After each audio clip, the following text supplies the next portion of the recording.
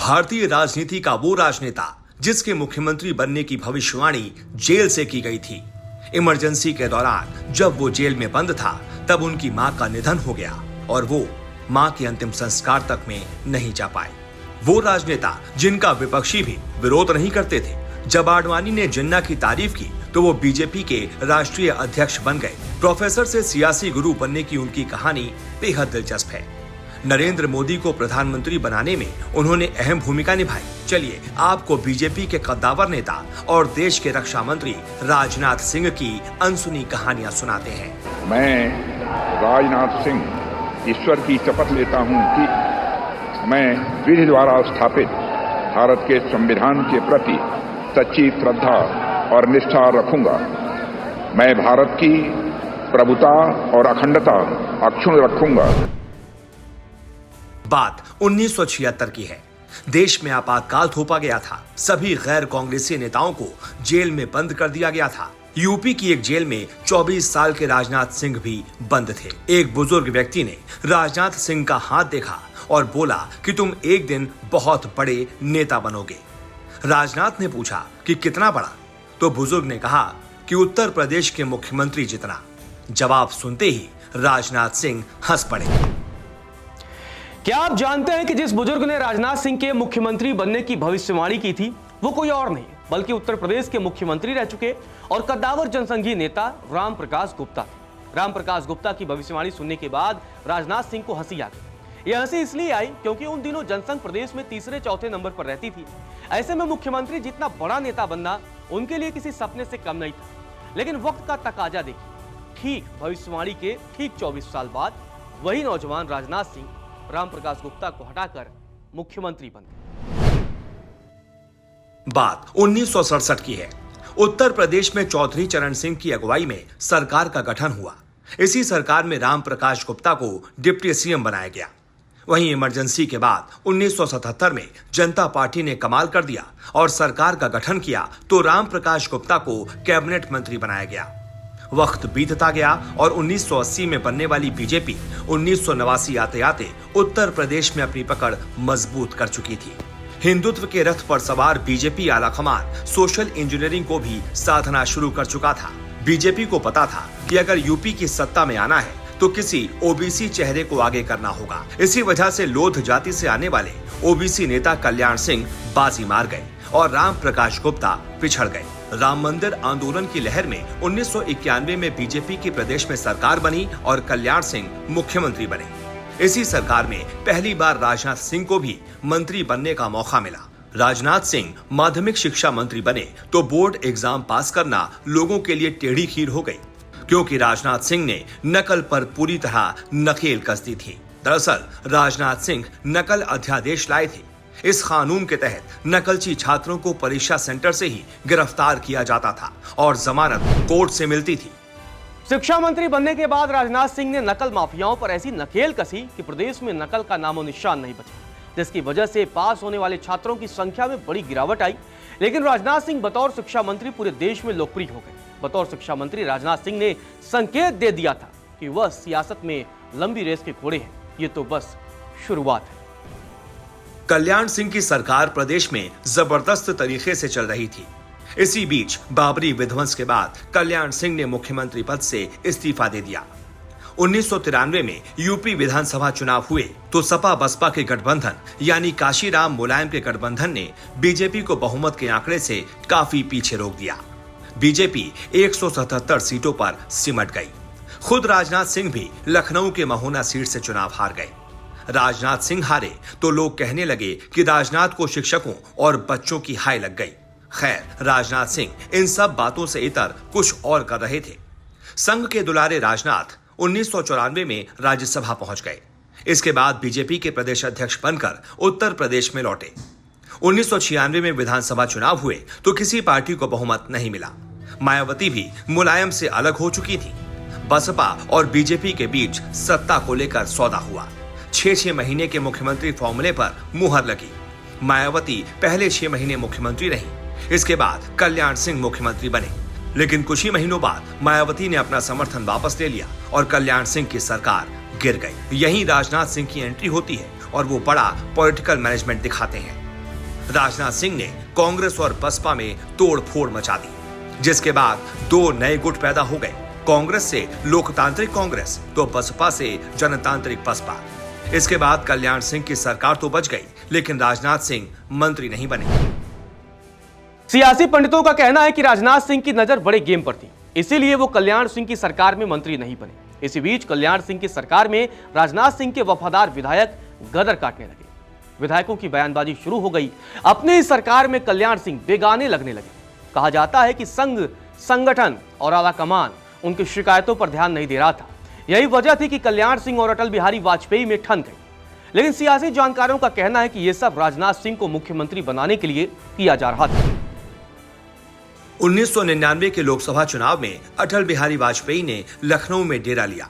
कहा जाता है कि कल्याण सिंह नहीं चाहते थे कि अटल बिहारी वाजपेयी चुनाव जीते। लोग कहते हैं कि कल्याण सिंह कहते थे कि अटल जी एमपी बनेंगे तभी पीएम बनेंगे ना। खैर, नतीजे आए तो वाजपेयी एमपी भी बने और पीएम भी।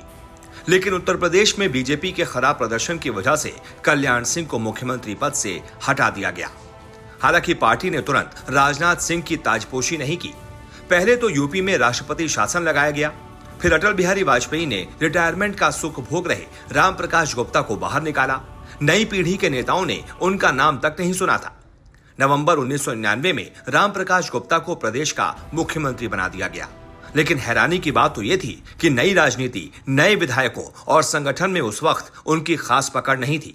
महज 11 महीने के अंदर 28 अक्टूबर साल 2000 को राम प्रकाश गुप्ता को मुख्यमंत्री पद से हटा दिया गया और ठीक उसी दिन राजनाथ सिंह को मुख्यमंत्री पद की शपथ दिलाई गई। हैरानी की बात देखिए, 1976 में राम प्रकाश गुप्ता ने जेल के अंदर से राजनाथ सिंह के मुख्यमंत्री बनने की भविष्यवाणी की थी और ठीक 24 साल बाद राजनाथ सिंह ने राम प्रकाश गुप्ता को हटाकर मुख्यमंत्री पद की शपथ ली। मुख्यमंत्री बनने के बाद राजनाथ ने खूब ऐलान किया, जिसके बाद विपक्षी नेताओं ने घोषणानाथ कहने लगे। 2002 में उनकी अगुवाई में चुनाव हुए, लेकिन बीजेपी को बुरी तरीके से हार का सामना करना पड़ा। बीजेपी 100 सीटों के अंदर सिमट गई। मजबूरन बीजेपी ने मायावती को समर्थन दिया और मुख्यमंत्री बनवा दिया। लेकिन राजनाथ सिंह का सियासी कद बढ़ता है। यूपी में भले ही बीजेपी की हार हो गई, लेकिन राजनाथ सिंह के सियासी कद पर कुछ खास फर्क नहीं पड़ा। बीजेपी ने नवंबर 2002 में उन्हें राज्यसभा भेज दिया और फिर अपनी कैबिनेट में शामिल कर लिया। मई 2003 में अटल बिहारी वाजपेयी ने राजनाथ सिंह को कृषि मंत्री बना दिया। साल 2004 में अटल बिहारी वाजपेयी की सरकार गिर गई। उस समय लालकृष्ण आडवाणी बीजेपी के राष्ट्रीय अध्यक्ष हुआ करते थे। 2005 में आडवाणी पाकिस्तान की यात्रा पर गए। इस दौरान वो जिन्ना की मजार पर गए और उन्हें धर्मनिरपेक्ष बता दिया, जिसका भारत में जमकर विरोध हुआ।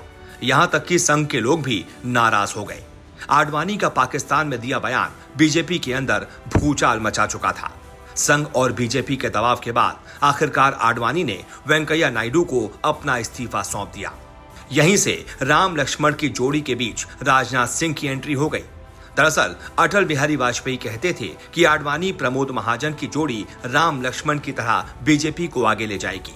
लेकिन अध्यक्ष चुनने की बारी आई तो बीजेपी ने प्रमोद महाजन की जगह संघ के दुलारे राजनाथ सिंह के नाम पर मुहर लगा दी। फिजिक्स के प्रोफेसर से सियासी गुरु बनने वाले राजनाथ सिंह का जीवन एक समय बहुत बुरे दौर से गुजर रहा था। इमरजेंसी के दौरान जब राजनाथ सिंह जेल में बंद थे, तब उनकी मां का निधन हो गया। लेकिन जेल में बंद होने की वजह से वो अपनी मां के अंतिम संस्कार में भी शामिल नहीं हो पाए थे। एक इंटरव्यू में खुद राजनाथ सिंह ने उस घटना के बारे में बताया था। ब्रेन हेमरेज हो गया था, तो 27 दिन हॉस्पिटल में रही, डेथ हो गई। लेकिन मैं आ नहीं सका उसमें, मेरी रिहाई नहीं हुई, मुझे पैरोल भी नहीं दिया गया। क्रियाकर्म के लिए आपको बिल्कुल पैरोल नहीं दिया गया। वो लोग हम लोगों के ऊपर तानाशाही का आरोप लगाते हैं। कल्पना करिए, आप मिल नहीं सके। 27 दिन तक हॉस्पिटल में थी ब्रेन हेमरेज होने के बाद। माता आनंदमयी हॉस्पिटल वाराणसी में, फिर भी नहीं दिया। नरेंद्र मोदी को प्रधानमंत्री बनाने में राजनाथ सिंह की अहम भूमिका है। 2014 के लोकसभा चुनाव से पहले जब बीजेपी में प्रधानमंत्री उम्मीदवार के नाम को लेकर बगावत चल रही थी, तो राजनाथ सिंह नरेंद्र मोदी के साथ खड़े रहे, जबकि आडवाणी समेत कई नेता नरेंद्र मोदी के नाम पर सहमत नहीं थे। चलिए अब आपको बताते हैं कि आखिर कैसे राजनाथ सिंह ने नरेंद्र मोदी को प्रधानमंत्री उम्मीदवार बनाया। साल 2014 लोकसभा चुनावों से साल भर पहले ही बीजेपी प्रधानमंत्री उम्मीदवार को लेकर मंथन कर रही थी। पार्टी को ऐसे नेता की जरूरत थी जो 10 साल से सत्ता में काबिज कांग्रेस के खिलाफ आक्रामक प्रचार कर सके और पार्टी के पक्ष में माहौल बना सके। उस समय राजनाथ सिंह बीजेपी अध्यक्ष हुआ करते थे। जून महीने में गोवा में बीजेपी की राष्ट्रीय कार्यकारिणी की बैठक आयोजित की गई। बैठक के अंतिम दिन 9 जून साल 2013 को राजनाथ सिंह ने ऐलान कर दिया कि नरेंद्र मोदी पार्टी के चुनाव समिति के अध्यक्ष होंगे।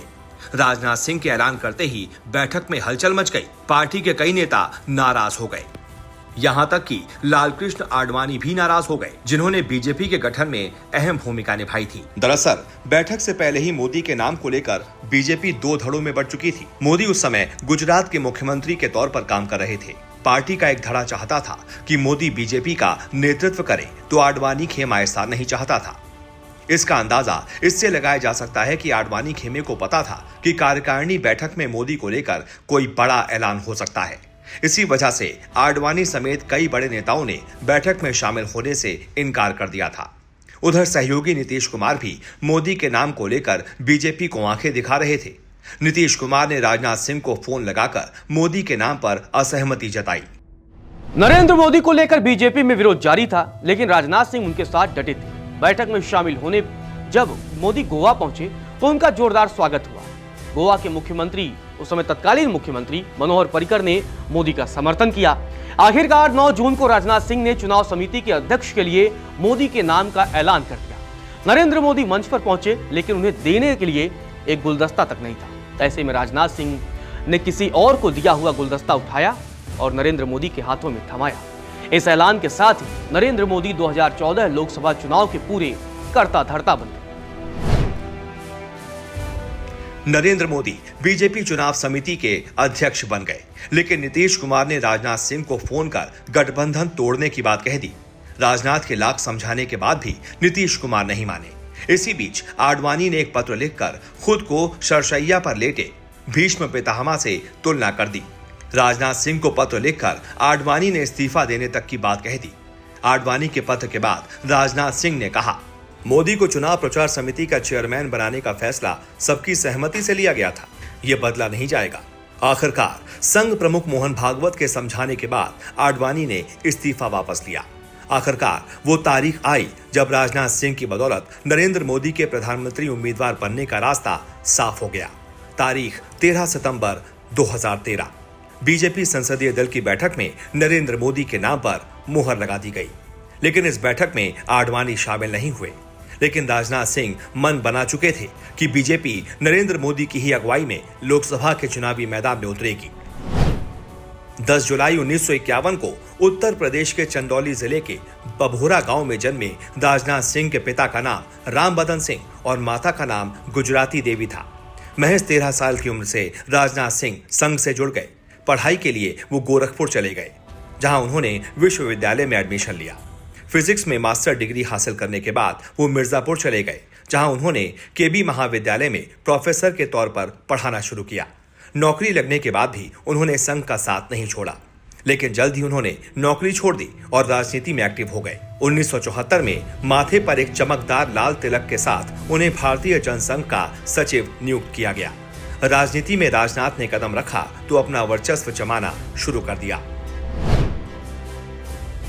सियासत में कदम रखने के बाद 1975 में राजनाथ सिंह को जनसंघ ने मिर्जापुर का जिलाध्यक्ष बना दिया। जब राजनाथ सिंह को जनसंघ का जिलाध्यक्ष बनाया गया तो उनकी उम्र महज 24 साल थी। यही वो दौर था जब देश में तत्कालीन प्रधानमंत्री इंदिरा गांधी के खिलाफ जयप्रकाश नारायण की अगुवाई में आंदोलन की शुरुआत हुई। राजनाथ सिंह भी जेपी आंदोलन में शरीक हो गए। इसी बीच इंदिरा गांधी ने देश पर इमरजेंसी थोप दी। इंदिरा विरोधी नेताओं को जेल में ठूस दिया गया। राजनाथ सिंह को भी गिरफ्तार कर जेल में डाल दिया गया। 2 साल तक राजनाथ जेल में ही रहे। राजनाथ जेल में बंद थे तो उनकी मां का निधन हो गया और वो अपनी मां के अंतिम संस्कार तक में शामिल नहीं हो पाए। 1977 में राजनाथ सिंह जेल से बाहर निकले और चुनाव हुए तो महज 26 साल की उम्र में जनसंघ के टिकट पर चुनाव जीतकर विधायक बने। 1980 में जब अटल आडवाणी ने बीजेपी का गठन किया तो राजनाथ सिंह बीजेपी के साथ जुड़ गए। जनसंघ का ये सिपाही अब कमल पर सवार हो चुका था। 1984 में राजनाथ सिंह को बीजेपी युवा मोर्चा का प्रदेश अध्यक्ष बनाया गया।